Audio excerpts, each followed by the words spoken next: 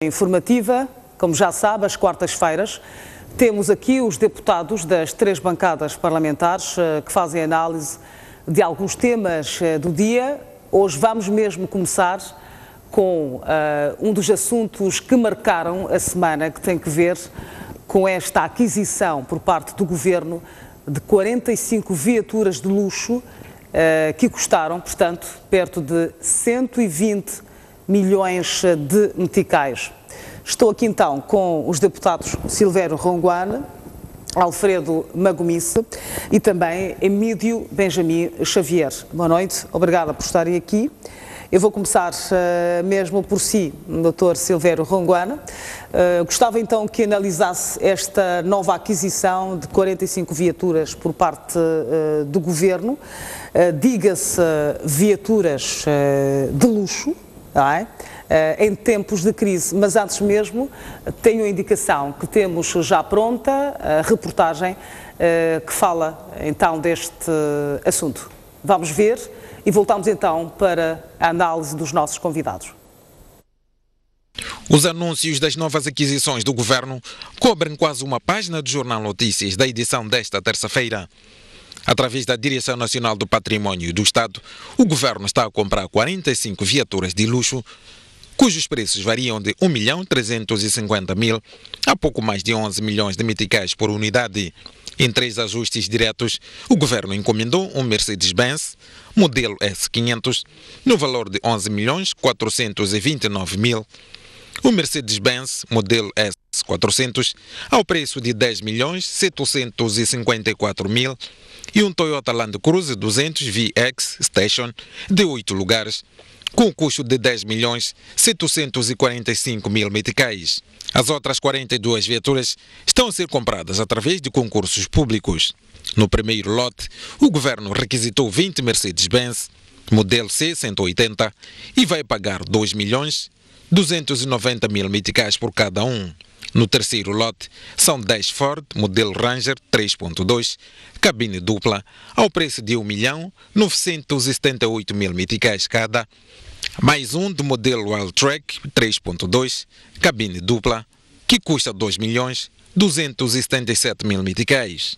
No quarto lote, o Governo está a comprar 4 Hyundai, modelo Accent 1.6, ao preço de 1.905.000 meticais cada, e finalmente, no último lote, são 7 Peugeot, modelo 508, com o custo de 1.385.000 meticais por cada viatura.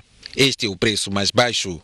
A compra das 45 viaturas representa um custo total de 118 milhões de meticais aos cofres do Estado e é feita num ano em que o Governo assumiu a racionalização da despesa pública e a priorização da afetação de recursos para os setores econômicos e sociais. Mas a realidade mostra o contrário. Por exemplo, no orçamento deste ano, o Governo prevê gastar 132 milhões de meticais com compra de autocarros de transporte público, praticamente o mesmo valor das viaturas que vão servir apenas 45 dirigentes. No mesmo orçamento, o Governo prevê gastar apenas 50 milhões de meticais em compra de carteiras escolares, um valor que representa menos de metade do custo total das 45 viaturas. O valor da compra destas viaturas ultrapassa em cerca de 40 milhões o orçamento do Instituto Nacional de Gestão de Calamidades para este ano. Ainda no orçamento deste ano, o Governo reservou 140 milhões de meticais para o Programa Estratégico da Redução da Pobreza Urbana. Portanto, apenas 20 milhões de diferença em relação ao valor alocado para estas viaturas de luxo. Portanto, acabamos de ver a reportagem sobre esta aquisição do Governo de 45 viaturas. Como já havia dito logo no início, Silvério Ronguana, como é que analisa esta compra de viaturas, de 45 viaturas de luxo, num tempo em que o próprio Governo anuncia a austeridade? Bom, é sempre um problema terrível que estamos a assistir. E é preciso também assinalar que não estamos a assistir a uma época em que começa a se abrir o véu. É preciso lembrar que estas aquisições foram sendo feitas nesses anos anteriores todos. A grande diferença é que nós hoje já temos a possibilidade de tomar conhecimento, porque há esta obrigatoriedade das coisas passarem pelos jornais, concurso público. Portanto, por um lado, podemos dizer que há um avanço no sentido que há maior transparência, porque é preciso sublinhar isto, que é a transparência que traz isto tudo à baila. Portanto, isso mostra que as lutas que têm sido travadas estes anos todos para maior transparência, prestação de contas, estão, em certa medida, a surtir efeito. Em segundo lugar, é preciso olhar para este caso com outros casos que já ouvimos, por exemplo, sobre os salários dos PCAs na ADM, sobre outros escândalos anteriores da aquisição de viaturas. O que vem nos alertar que há uma necessidade efetiva, indiscutível, de o Estado, ao invés de fazer essas aquisições a conta-gotas ali e acolá, haver uma clareza sobre aquilo que um dirigente do Estado a cada nível merece e deve receber e ser de domínio público. Saber se as pessoas que ocupam, sobretudo esses cargos de soberania, quais são os salários, quais são os privilégios, quais são as benesses de uma forma global, porque eu acho que nós estamos a virar uma sociedade sobressaltada, não é?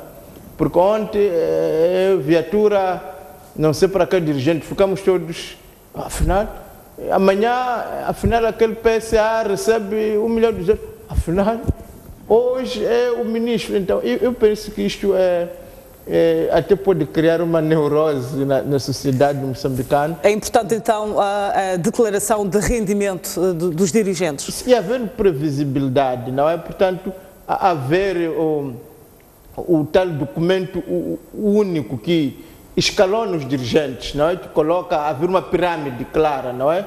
No sentido de que temos o Presidente da República a seguir estes dirigentes, a seguir esses dirigentes, e haver uma discussão franca e aberta de quanto é que cada um desses dirigentes deve efetivamente receber, quais são os privilégios que lhe cabem, as imunidades que lhe assistem, de tal maneira que ficamos todos a saber. E o fato, porque é preciso lembrar que todas essas coisas que estamos a discutir são feitas na base da lei.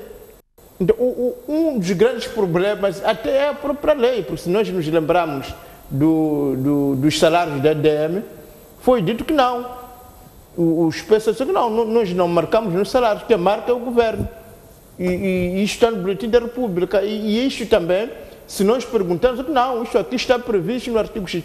Parece que o que está a nos faltar é uma pirâmide única, clara, em que sabemos o dirigente que ocupa o cargo X, esse dirigente corresponde-lhe o salário X, corresponde os privilégios X, corresponde esse tipo de imunidade. De tal maneira que, a partir do momento que está a usufruir esses bens, não choquem a opinião pública, porque o que está a acontecer é que, quando foram fixados esses privilégios, esses rendimentos, não obedeceu uma discussão franca e aberta em que os moçambicanos pudessem participar e dar a sua opinião, dizer assim, olha, olhando para aquilo que a nossa economia é capaz de fazer, então os salários, os privilégios devem ser fixados nestas modalidades. Mas a ideia também de que os mais privilegiados têm que acompanhar os menos privilegiados, ou seja,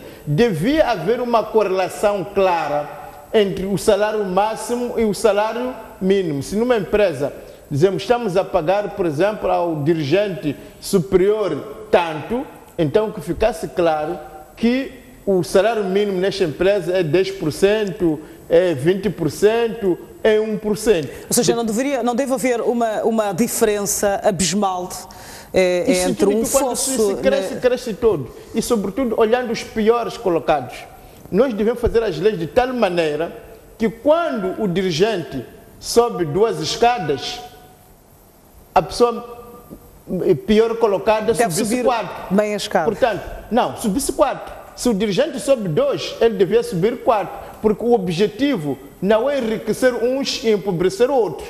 O objetivo é enriquecer a todos, como aliás o MDM diz quando diz Moçambique é para todos. Ora, como é que nós podemos fazer uma legislação, como podemos fazer leis que expressam este desiderato de apoiar os piores colocados? Porque o que eu estou a perceber agora é que nós estamos numa crise e as notícias que vêm dão-nos a entender que os piores vão tornando sempre piores e os melhores colocados vão sendo cada vez mais colocados. Portanto, parece que há uma necessidade de articulação. Exato, os pobres têm ficado mais pobres e os ricos mais ricos. Eu vou passar então aqui para o deputado Emílio Xavier. Qual é a análise que faz desta aquisição de governo de 45 viaturas neste momento frágil da economia nacional?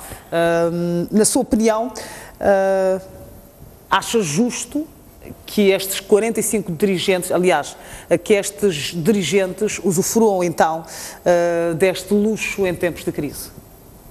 Bom, muito obrigado. Queria começar por saudar os colegas do painel, saudar os telespectadores da STV e dizer que este é um debate importante para a consolidação do nosso Estado, para a consolidação da nossa democracia e vai daí que, de alguma forma, estou de acordo com a intervenção introdutória do Dr. Nguan na necessidade de um debate mais aprofundado sobre os direitos e regalias dos dirigentes superiores do Estado. O governo tem estado a trabalhar para a consolidação orçamental, tem estado a mostrar com muita firmeza, com muita veemência, a necessidade da reestruturação e da austeridade na despesa pública, mas há elementos estruturantes que, de certa forma, condicionam a apropriação do governo neste momento. Mas quais seriam estas nuances? Estamos a falar da legislação em vigor, e concretamente da Lei 4/90, penso que de 26 de setembro, que é a lei que define direitos e regalias dos dirigentes superiores do Estado. Esta lei deveria ser... Esta lei já está o governo já está a trabalhar para a revisão desta lei, está num processo de revisão da lei e, entretanto, neste processo, o governo continua condicionado a cumprir a legislação em vigor, mas de facto... o que é importante aqui, peço imensas desculpas por ter que interromper o seu raciocínio, o que é mais importante aqui? Seguir-se à risca a lei ou então olhar-se pela situação económica do país e o próprio governo dizer que, olha, neste momento nós não podemos, apesar da lei dizer isto, nós não podemos mexer nisto? Bom, não sei, porque neste momento temos uma legislação que orienta o governo. Esses dirigentes têm direitos a partir dessa lei que está em vigor e eu penso que o caminho certo é este que o governo começou, de trabalhar na revisão da legislação e espero eu que essa legislação que seja colocada para um amplo debate público, para que possamos, digamos, colocar direitos com alguma equidade, direitos com alguma justiça, direitos que não escandalizem os moçambicanos e que permitam também esse tratamento protocolar que é devido aos dirigentes do Estado, mas sem implicar, digamos, que algum embaraço orçamental ao próprio governo. Eu sou pelo debate, pela revisão, digamos, dessa legislação e compreendo que o governo, neste momento, está amarrado a estas leis que já existem e nós, como parlamentares, estamos disponíveis para contribuir para que este debate, digamos, seja levado ao melhor porto. Exato. Alfredo Magomice, há aqui faça o que eu digo, mas não façam o que eu faço, no sentido de que se propala muito essa questão da austeridade, de poupança, mais por outra, tem-se, portanto, tem-se gasto muito dinheiro por questões que, digamos, que não são tão importantes neste momento. Muito obrigado, boa noite, cumprimentos e saudações aos telespectadores da STV, aos moçambicanos, saudar aos colegas do painel, assim, a moderadora deste debate. Bom, em relação à questão que coloca, que é bastante relevante numa situação em que o país está, iria dar a minha contribuição fazendo um refreshment ou refrescamento daquilo que tem sido a atuação da bancada a que eu represento. Gostaríamos aqui de afirmar que tem sido a nossa posição, a nossa tônica, e voltaremos a reafirmar ainda este ano a quanto da discussão e debate e aprovação do Plano Econômico e Social para 2018. Temos dito de forma reiterada que os orçamentos que têm sido apresentados pela Assembleia da República não são justos, não são equilibrados. E também preciso aqui perceber dois conceitos, a questão de justiça e a questão de legalidade. Após aprovado o orçamento, ele passa a ser legal porque há uma lei que acompanha a aprovação deste orçamento. Mas aquele orçamento não é justo porque não traduz realmente aquilo que são as necessidades, não vai responder às necessidades que são dos moçambicanos que realmente estão afetados pela esta crise.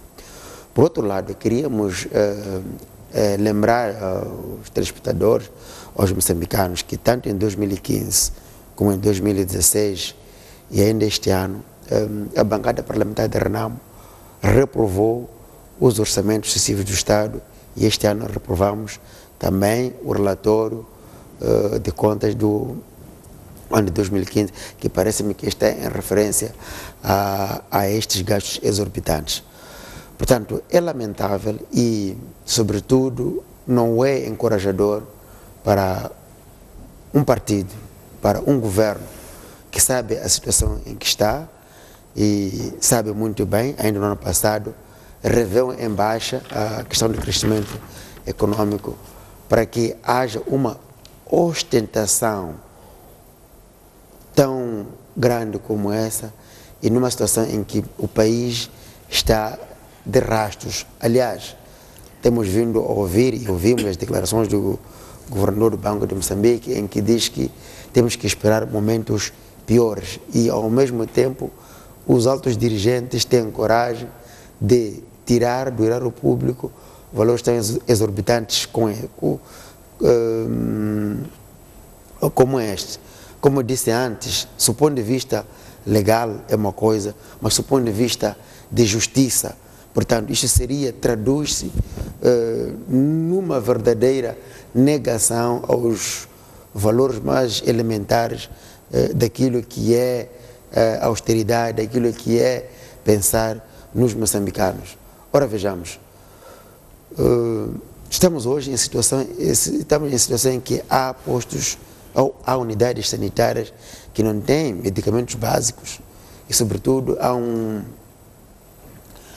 um redimensionamento de recursos para atender uma necessidade de um dirigente que, do ponto de vista legal, é correto, mas tiramos direitos mais elementares como a vida, como a educação, como acesso à água, como acesso à proteção em detrimento de justificação da legalidade para satisfazer os direitos adquiridos de uma determinada minoria. Portanto, esta é uma questão que, do ponto de vista de justiça e equidade, representa uma degeneração daquilo que é o desejável para um Estado que se quer se construir em valores morais, sociais, econômicos, que possam traduzir a um maior equilíbrio na forma de vida de todos os moçambicanos. Portanto, do ponto de vista de justiça, é condenável, é repudiável, mas, como disse antes, há que ver que a questão de justiça e a questão de legalidade. Exato. Silveira Ronguan falou há pouco que há esta necessidade de se fazer um debate profundo sobre os direitos e as regalias dos dirigentes, e disse também que é importante que os rendimentos destes dirigentes sejam públicos. Até que ponto esta disponibilidade de informação será relevante para a sociedade, no sentido de que, se nós ficarmos a saber, por exemplo, que um dirigente recebe tanto, o que é que isso significa e onde é que nós poderíamos, portanto, começar por dizer, se calhar que com este salário é possível que se compre uma viatura com o seu próprio dinheiro? Sim, exatamente. É por isso que a questão da informação é fundamental. E isto só foi possível sabermos isto porque há a lei da informação. Não é que a sociedade civil e os partidos de oposição lutaram muito para que fosse aprovado. Portanto, parece-me que há uma necessidade de sabermos o que é que cada um de fato ganha. Não estamos a falar de pessoas particulares, estamos a falar de posições. Sabermos esta posição, quais são as regalias, os privilégios, os rendimentos que acarreta. Porque se nós tivermos este conhecimento sobre os privilégios que cada posição acarreta, podemos discutir. Por exemplo, está a colocar a questão da pirâmide neste momento, sabermos. É o Presidente da República, é o Ministro. Por exemplo, eu sei que nos municípios tem uma fórmula que a ser aproveitada seria interessante, porque há de perceber, por exemplo, o salário de um membro de uma Assembleia Municipal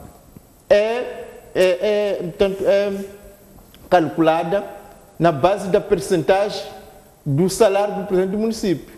Não é? Por exemplo, no município B, que é uma Matola que eu conheço mais ou menos, o Presidente da Assembleia Municipal ganha entre 70% a 80% do salário do Presidente do Conselho Municipal. E os membros das Assembleias Municipais ganham 45% do salário do Presidente. Os vereadores também uma outra percentagem. Imagina se isso estivesse a ser aplicado para toda a função pública. Em vez de dizer o salário mínimo é 3 mil, não. O salário mínimo é 20%, por exemplo, do salário do Presidente da República. O que é que isso acarretaria? Se sobes o salário do Presidente da República, também sobe o salário deste pobre vereador, deste pobre servidor. Parece que a questão principal é como nós teremos uma fórmula que permita aumentar o salário daqueles que realmente precisam. Como é que nós podemos encontrar uma forma, por exemplo, se fosse dito que cada viatura que é dada a um dirigente corresponde 5 autocarros para o povo, por exemplo. Então, o governo, ao querer adquirir 45 viaturas de luxo, era só multiplicar por 5 e saberia quantos autocarros devem ser comprados. Então, parece-me que a grande questão é como é que nós poderemos encontrar uma fórmula que faz com que aqueles que precisam, os pequenos, os prejudicados, cresçam mais do que será a história do costume, em que o pobre vai cada vez recuando e o rico subindo. Por exemplo, estava a dizer o colega aqui que, pronto, estão amarrados à lei. Estão amarrados à lei. Afinal, os subsídios que davam, por exemplo, as horas extras, não vem na lei para os professores. O direito ao medicamento não vem na lei. Se estamos amarrados na lei, então estaríamos os mais ricos possível, porque em Moçambique todos temos direito à saúde, temos direitos à vida, temos direito à educação, então teríamos as melhores universidades, teríamos os melhores hospitais, se a lei apenas fosse suficiente. Portanto, parece-me que não, a questão não é estar amarrado ou não à lei, é ter leis manifestamente injustas, é ter leis que não são feitas com consciência social, no sentido de quando, de uma forma quase que obscura, não aberta, estas leis foram feitas, visavam realmente beneficiar a classe dos dirigentes em detrimento da classe dos pobres. E as leis que existem agora, em relação às pessoas mais carenciadas, são as leis que estão a ser violadas, porque não se paga as horas extras, não há subsídios, diz o Estado, diz, vamos cortar todos os subsídios. O Estado cortou o 13º. Ora, o 13º também está na lei, os subsídios também estão na lei, mas porque a situação é crítica, houve a decisão de que não vamos conseguir desta vez aplicar esta lei. Da mesma maneira que o Estado sabe que tem o dever de disponibilizar a educação para todos, mas efetivamente não tem matrículas para todas as crianças que passam da 7ª para a 8ª. Também é lei. Não tem matrícula para todas as crianças que passam da 10ª para a 11ª, mas também vem na lei. Portanto, parece-me que a questão não é se é a lei que existe, estão amarrados, ninguém está amarrado a lei nenhuma, simplesmente é mesmo ganância e ambição. E como a ganância e a ambição faz parte dos sentimentos humanos, é encontrarmos leis que pudessem refrear essa ganância. Porque, repito, eles vão ter estes Mercedes, vamos discutir. Amanhã vão ter casas, voltamos a discutir. Depois sobem os salários, voltamos a discutir. Então nós já estamos ficando doentes, cansados por discutir os bens que eles estão a receber. Exato. Isso seria trágico para nós e para o povo moçambicano. Exato. Emílio Xavier, no orçamento do Estado deste ano, o Governo alocou 132 milhões de meticais para a aquisição de autocarros para minimizar esta questão dos transportes públicos no país. Este valor é inferior ao que o Governo usou para adquirir as 45 viaturas que vão ser entregues aos dirigentes. Como é que olha para esta questão? De um lado, esta crise que nós temos de transportes, principalmente na capital do país, onde está concentrado o grosso modo da população e que necessita de transporte e por um lado o Governo a adquirir viaturas, portanto, para os dirigentes. Bom, está claro que estamos numa conjuntura económica que nos impele a debater com maior atenção as opções orçamentais do Governo. Está claro que o contexto não nos é muito favorável para, digamos, fazermos vista grossa a uma análise minuciosa de decisões desta natureza, mas o processo democrático nosso exige que nós sejamos atores ativos, particularmente nós que temos o dever parlamentar, de, digamos, convocar os instrumentos que orientam todo este processo para que mereçam uma reflexão e possamos trazer instrumentos que, digamos, nos conduzem a esta justiça que nós pretendemos para o nosso povo e dentro do funcionamento do Estado. Quer dizer que é desnecessária então a aquisição destas destas 45 viaturas? Não, eu levantava aqui que estamos em sede de alguma legislação, de alguma forma desajustada para o contexto econômico atual. E dizia que o governo, em sede disso, pela informação que tenho, já está a trabalhar no sentido de rever este processo. Mas precisamos de ser céleres, precisamos de ser proativos, precisamos que este debate seja franco e aberto e produzamos instrumentos realmente que orientem estes processos. Porque a natureza humana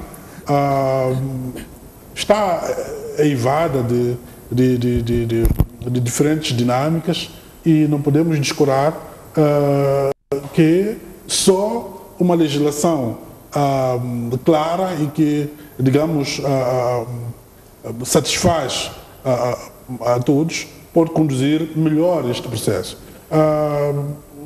A conjuntura económica está clara e não nos ajuda para, digamos, fazermos vista grossa às necessidades que o país tem. E eu penso que esta revisão que o governo começou, digamos, está em sede deste debate que o próprio presidente lança da austeridade, da necessidade de reestruturarmos determinados hábitos e determinadas formas de vivência que estavam, digamos, enraizados dentro do próprio Estado, que devem ser revistos e conduzirem-nos a novos valores, a novas formas de estar. Eu penso que o mais importante do que isso, cada um de nós, sobretudo nós que estamos em órgãos privilegiados para o debate, devemos ser mais proativos no sentido de evitar que esse debate não aconteça apenas quando há alguma decisão do governo decorrente de alguns instrumentos legais que já existem, mas que cumpramos o nosso dever como atores que devem contribuir para a construção desta democracia, lançando uma reflexão profunda para que esses instrumentos mereçam uma reflexão e sejam revistos e tenhamos instrumentos que refletem a vontade do nosso povo, a vontade de ver um Estado que, digamos, tenha instrumentos que conduzem para uma equidade, para uma justiça, como todos nós queremos. Exato. Alfredo Magomice, tendo em conta que um dirigente é um servidor público, que, portanto, presta serviços ao cidadão, qual é a necessidade deste servidor público que está ali para servir o cidadão, tenha de usufruir uma viatura, por exemplo, que custa uma só 11 milhões de meticais. Estamos a falar, aliás, a viatura mais barata custa 1 milhão de meticais, que são por aí 460 salários mínimos pagos atualmente. Como é que olha para estas duas vertentes? Servidor versus a luxúria. Bom, é preciso tenhamos que ter em conta a forma de organização dos nossos Estados e, por conseguinte, dos governos que ali resultam. O nosso ordenamento jurídico permite ou permitiu, como eu dizia antes, a criação da legislação em que, aliás, o nosso ordenamento jurídico permite dois sistemas de legislação. Há uma legislação, a lei que é aprovada pela Assembleia da República, é uma coisa, e há a lei que é aprovada pelo governo. Se for a perceber, existem duas legislações paralelas, uma aprovada na Assembleia da República e uma aprovada pelo governo. O que não deveria ser. Bom, isso vai dizer que é uma luta que nós temos que continuar a fazer. Portanto, há leis aprovadas pelo governo e há leis aprovadas pela Assembleia da República. Estas leis que estamos a dizer, estas leis que criam estas regalias que estamos a falar agora, são leis que foram aprovadas pelo próprio governo. O governo aprovou leis que autobeneficiam a si próprios. Em outras palavras, aquilo que o servidor, como diz no conceito em que traz, devia renunciar para melhor servir aos outros cidadãos, chama para si próprio. Em outra parte, faz parte do maquiavelismo que sustenta a ideologia deste governo, em que o servidor tem de marcar a sua pujança mostrando o seu poder econômico ou financeiro. Portanto, tem que haver uma diferenciação entre o servidor e o servido. É um tipo de governo. Portanto, tendo sido feito isto, como diz o decreto que o colega aqui cita, que dá privilégios e regalias para altos dirigentes do Estado, não está em circulação. Quase que está em segredo do Estado, para perceber qual é a ideia e a filosofia do nosso governo. De todas as maneiras, o país está numa situação em que, numa situação anormal, e esta situação anormal deriva também do tal mau funcionamento do governo que agora estamos a falar. O que nós estamos a dizer é que é um governo que leva o país para a situação em que está, de extremo endividamento, e por conseguinte o país perde todos os benefícios que resultam das relações de cooperação que tem tanto com os outros Estados como com as organizações internacionais.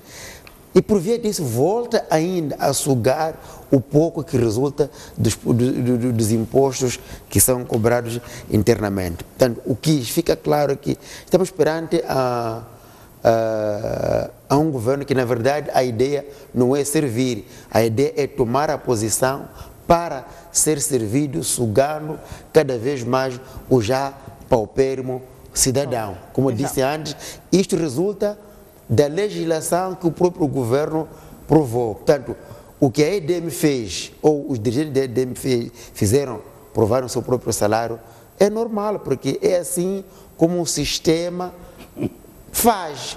O próprio governo aprova os decretos-lei que beneficiam a si próprio. Em outras palavras, a ideia é que quem vai ao governo não vai para servir, vai para se enriquecer, vai para ostentar. Exato. Vamos então ver algumas reações que surgiram após esta notícia, que dá conta que o Governo adquiriu 45 viaturas que custam perto de 120 milhões de meticais. O economista António Francisco diz, por exemplo, que o Governo só pode estar a gozar com o povo. Vamos ver, já voltamos para a análise. Posicionamento do governo. Comprar viaturas de luxo em tempos de crise é, no mínimo, uma forma de gozar com o povo, considera o economista António Francisco, que não duvida tratar-se de uma atitude de ostentação por parte do governo. Eu não sei qual é o destino destas viaturas, mas a verdade é que cria-se uma situação de descrédito, às intenções de austeridade. Portanto, quando a sociedade civil mostra preocupada de que a austeridade depois é nos programas sociais, é nas atividades que afetam diretamente a população, dá a impressão que o governo está ou a gozar com o povo, ou então a querer convencer o povo que só não dá mais porque os outros não querem dar. E porque Moçambique está numa situação de incumprimento no pagamento das dívidas contraídas com bancos estrangeiros, o economista diz que a situação de negociação com os credores pode ficar cada vez mais prejudicada.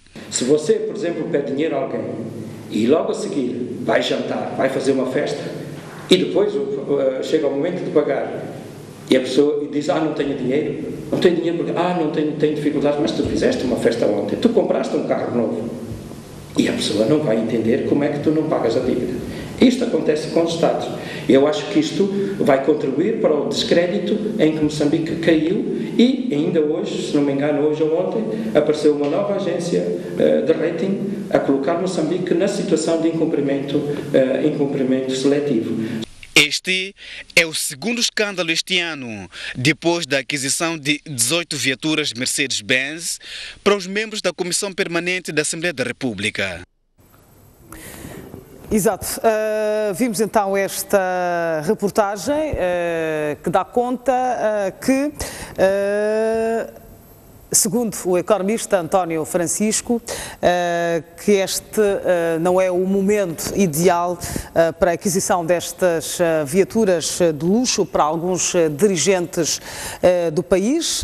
Algumas outras reações também dizem a mesma coisa.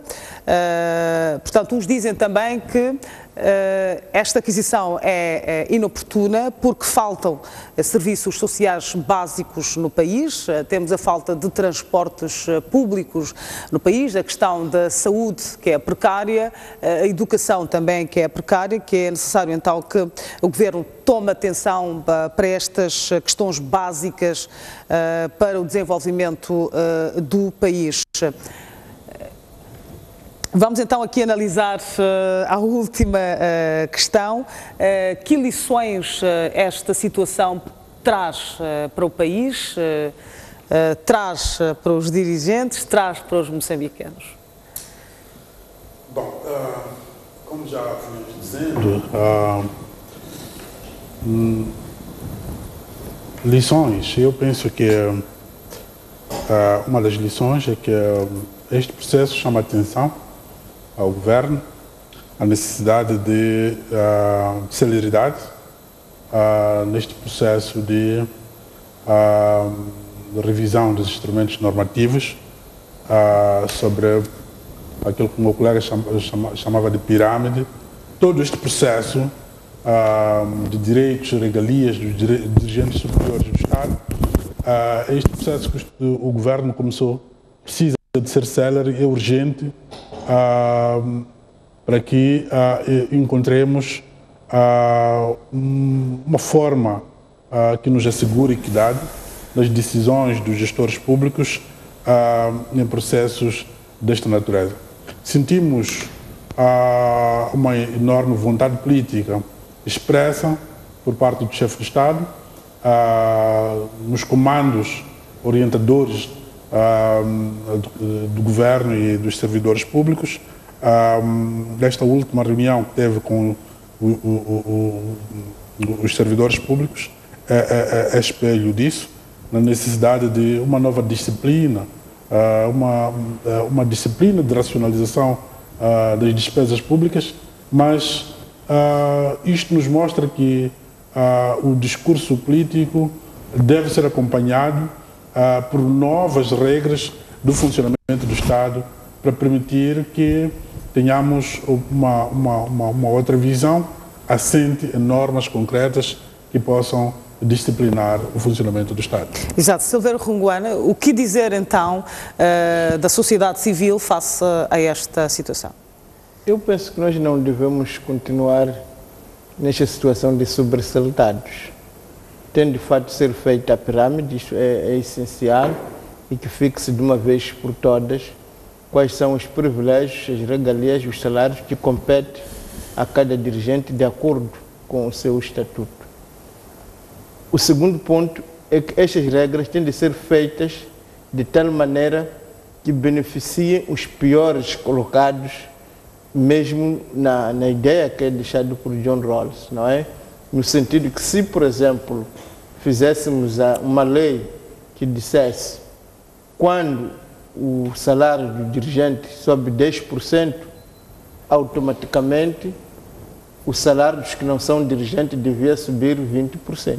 Por exemplo, se os dirigentes adquirirem viaturas, uma viatura devia corresponder a tantos autocarros.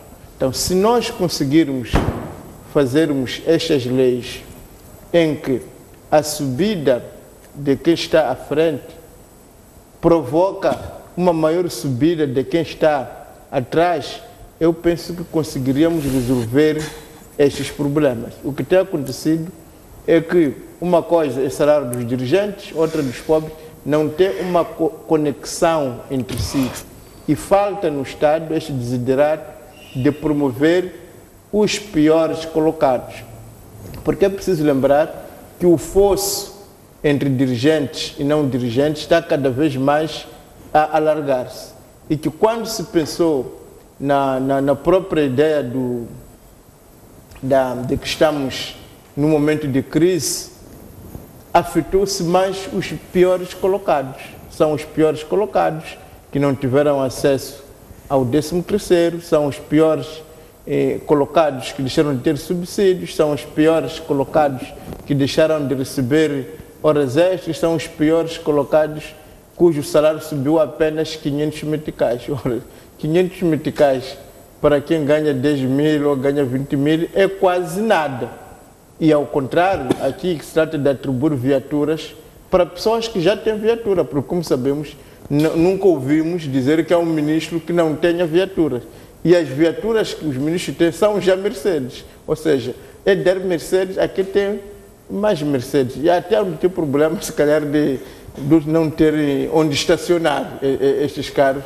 E acaba por levantar. Enquanto um não sabe onde estacionar os carros, o outro não sabe como vai apanhar chapa no dia seguinte, onde vai apanhar um machibombo em condições. Portanto, parece-me que definitivamente temos que aprovar leis em que, ao subir o melhor colocado, provoque uma subida maior ao pior colocado. Se nós fizermos isto, penso que estaremos a fazer um grande serviço à nossa nação. Ao contrário, se continuarmos nesses esforços, a sociedade vai entrar em crise, em revoluções, em guerras que podem ser claramente evitadas. Alfredo Magomice, últimas considerações, que lições a tirar desta situação? Bom, as lições a tirar disto é a questão, primeiro, é preciso, como dizia, concordo muito, a questão da legislação. Portanto, é preciso que a legislação seja clara, é preciso que a legislação seja transparente, conhecida e amplamente publicada por todos, para todos os cidadãos saberem. A segunda questão, a lição a tirar é a questão de moral dos dirigentes do Estado.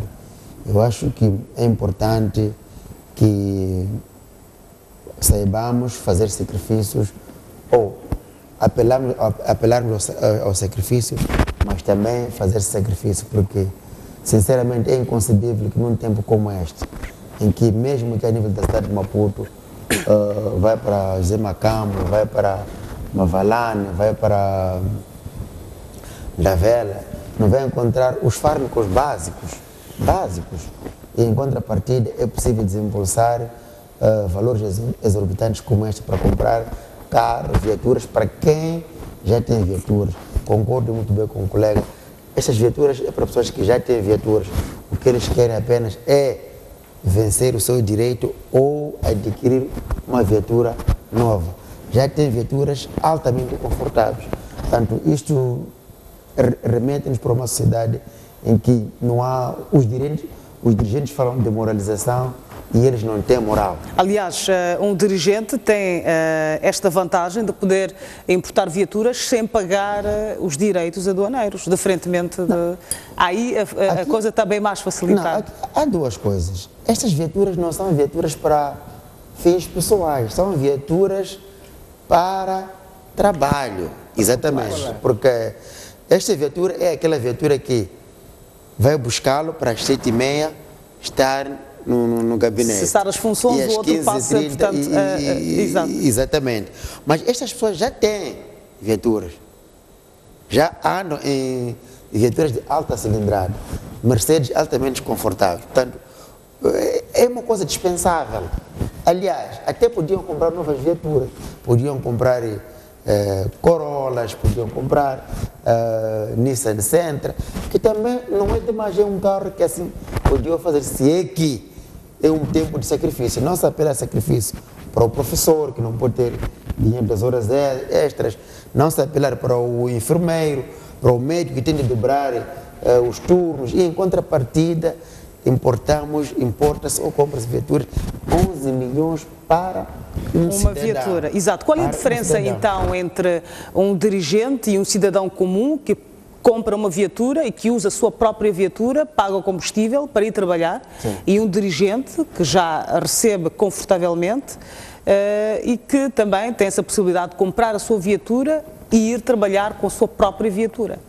Agora, a diferença é que o outro está em posição em que pode usar os meios do Estado para autosservir-se, enquanto que o outro não tem possibilidade, só pode servir ao Estado tendo em conta as obrigações que tem. Exato. Vamos então passar para o nosso segundo tema da noite. Vamos falar desta condenação do edil interino de Nampula, Manuel Tocova, que foi condenado a 3 meses de prisão, convertida em multa, ou seja, não vai para a cadeia.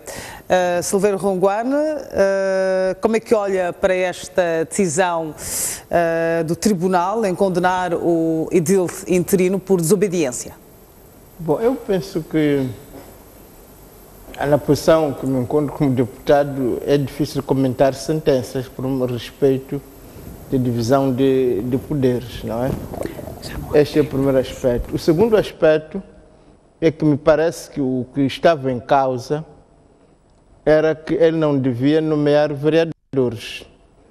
E parece-me que veio-se mostrar que, afinal de contas, podia nomear vereadores e nomeou os vereadores. Portanto, parece que, não estando em causa a governação do MDM, não estando em causa o direito que o Sr. Tocova tem de dirigir o município de Nampula, portanto, parece-me que os juízes não puseram isso, portanto, não é isso que estava em causa.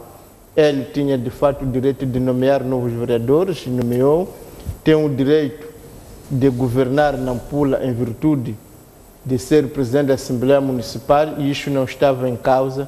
Pareceu-me que o que estava em causa já era uma questão de marcação de terrenos. Portanto, a Procuradoria tinha mostrado, não, que quem mandamos somos nós, e pronto. Eu acho que uma vez que a Procuradoria conseguiu dizer que não volta a fazer isto, ouviu? Eles dizer sim, ficaram mais satisfeitos. E, portanto, é uma questão que eu consideraria fechada. O que está em causa é que realmente o MDM vai continuar a governar aquela cidade, o Sr. Tocova continuará a ser o presidente interino deste Conselho Municipal até as eleições. E quando houver eleições, então outros partidos, outros grupos vão se apresentar, e se ganhar, então terão o direito, de fato, de governar esta cidade. Porque a mim o que me assustava era que criou-se aquela ideia de que havia um grupo, um partido que queria conseguir governar Nampula através de decisões judiciais. Mas uma vez que isso foi frustrado, ganhou a democracia, aqueles que ganharam as eleições, de fato, vão continuar a governar. A Procuradoria já marcou também o terreno que queria marcar, está tudo contente, é mesmo um assunto encerrado, e fica marcado o encontro para as eleições. Como já vi aí no rodapé, já existe uma possível data, aí sim voltará a se discutir quem deve governar Nampula. Portanto, exato. Acho que não há muito. Vamos então, Mídio Xavier, o que acha desta condenação do edil interino de Nampula por desobediência? Bom, eu começaria por dizer que, lamentavelmente, esta figura do presidente interino de Nampula entra no cenário político e rapidamente tornou-se uma marca de uma forma indecente de fazer a política, uma marca de uma forma de estar, de promoção de contravalores na política, que de facto cria um espectro de um mal-estar em Nampula e em Moçambique. Basta dizer que até dia 30 a imprensa reportava para um presidente interino com poderes limitados, de acordo com a Lei 2/97, que é a Lei das Autarquias Locais, um presidente interino é limitado a fazer a gestão corrente da autarquia, de acordo com a lei. Já tinha feito cerca de 50 despachos de exoneração e nomeação, o que não é da sua competência, e alguns desses despachos de acordo com a imprensa, foram feitos antes mesmo deste presidente interino ser conferido a posse como presidente substituto do ora falecido o Dr. Mahmoud Amurano. Para além desta questão, há outros atos administrativos que a imprensa tem vindo a reportar, como é o caso de dívidas que este senhor Tokova tem estado a promover desde o dia 4 de outubro, após o falecimento do edil de Nampula. Quais seriam estas dívidas relacionadas a... Não percebi? Quais seriam estas dívidas que refere? A imprensa está a reportar atos administrativos de serviços contratados pelo edil em forma de dívidas. Pode ler o editorial do CIE Factos, do Savana e outros jornais. Essa informação está lá. A imprensa fez um trabalho investigativo em Nampula e está a informar os moçambicanos sobre incidências administrativas negativas que estão a acontecer, promovidas pelo atual presidente interino. Mas nós estaremos perante uma forma indecente de fazer análise política. Então, este processo sumário que aconteceu em Nampula foi um processo que o edil de Nampula, aliás, o presidente interino, foi advertido pelos órgãos que estava a tomar decisões fora do âmbito das suas competências e não obedeceu, e era de esperar que este processo sumário pudesse acontecer. Para além disso,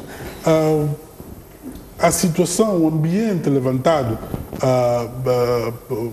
pela forma de estar desta figura em Nampula e causa muita estranheza pelo apoio que tem vindo a receber do seu partido, e particularmente da liderança, da bancada, que tem vindo a apadrinhar essas decisões ilegais, estes discursos que remetem ao divisionismo, ao ódio na sociedade, e que são discursos, digamos que não precisávamos ter neste momento. Na sua opinião, acha que esta condenação foi justa? Já era previsível, já era previsível pelos antecedentes e pelos atos todos que eu venho relatando aqui, e que a imprensa tem vindo a relatar todos os dias, surpresas negativas desta figura que entrou no panorama político nacional realmente de uma forma que deixa muito a desejar. Tá. Alfredo Magomice, o que tem a dizer com esta condenação do edil de Nampula? Muito obrigado. Eu acho que já dei a minha opinião em relação, primeiro, à pessoa do presidente, do atual presidente do Conselho Municipal de Nampula, que, quanto a mim, me deixa muitas dúvidas quanto à sua idoneidade política. E também disse em relação à forma galopante, a forma destrutiva em que entrou no município, entrar, exonerar tudo e todos. Portanto, havia uma marca grande de alguém que ia com um recado, com uma mensagem, mesmo de que não é, como é que se diz, que não é, bom, ok, quem não está de cá é contra mim e eu devo fazer isso. Portanto, o desfecho era de esperar, e mais do que isso, eu acho que o próprio MDM não foi inteligente suficiente, mais uma vez, para além do caso do que aconteceu antes do malogrado, mesmo agora também voltou a não ser inteligente, porque sai com esse julgamento cada vez mais fragilizado, ele como presidente do Conselho Municipal e o próprio partido também com esse desfecho. Mas mais do que isso, gostaria de voltar para a questão de, mais uma vez, de justiça e legalidade. A forma rápida como o caso do Cova foi para o seu julgamento faz-me lembrar também que neste país, afinal de contas, a própria Procuradoria-Geral, a própria Procuradoria não é também tão assim inocente, porque se nos lembrarmos no relatório da CROL, tinha um tal agente que também desobedeceu às autoridades, não foi julgado. O tal, sim, acho que é o agente A também não aceitou ser convocado, não fez e nada lhe aconteceu, de um lado. Por outro lado, a Procuradoria calou-se e não fez nada. Por outro lado, tivemos agora, na semana passada, a Assembleia da República estava a discutir o relatório do Provedor da Justiça. Temos o caso da Ministra da Administração Estatal, que também desobedeceu, mas nada lhe aconteceu. Temos o caso do Presidente do Conselho Municipal da Matola, que também desobedeceu ao Provedor, nada lhe aconteceu. Temos o caso do Comando-Geral da Polícia, que desobedeceu ao Provedor, nada lhe aconteceu. De todas as maneiras, mais uma vez, ressalva aqui que a própria Procuradoria, afinal de contas, usa dois pesos para a mesma medida. E isso é condenável, não é correto, e eu acho que a Procuradoria, se quer fazer valer a lei, tem que fazer valer para todos de igual forma. É verdade que condena-se, não é aconselhável do atual presidente do Conselho Municipal de Nampula, mas a Procuradoria reprova mais uma vez que ela é parte integrante do conflito. Em outras palavras, é partidária, não segue a norma da lei como ela é. Porque esperamos e desejamos que a Procuradoria seja, na verdade, o tal representante do Estado para todos os moçambicanos, não apenas para uns de um partido e do outro partido, não, porque não fica bem. Mais uma vez, senhora Procuradora, esperamos que, nestes casos pequenos, esperávamos mesmo que pudesse mostrar que pode fazer alguma coisa que é neutra, em vez de, mais uma vez, voltar a cair em águas negras, como faz a sua instituição. Exato. É repudiável e esperamos que o mais rapidamente possível se liberte disso e seja guardião da justiça para todos os moçambicanos. Obrigada pela presença de todos neste espaço. Nós vamos fazer um brevíssimo intervalo.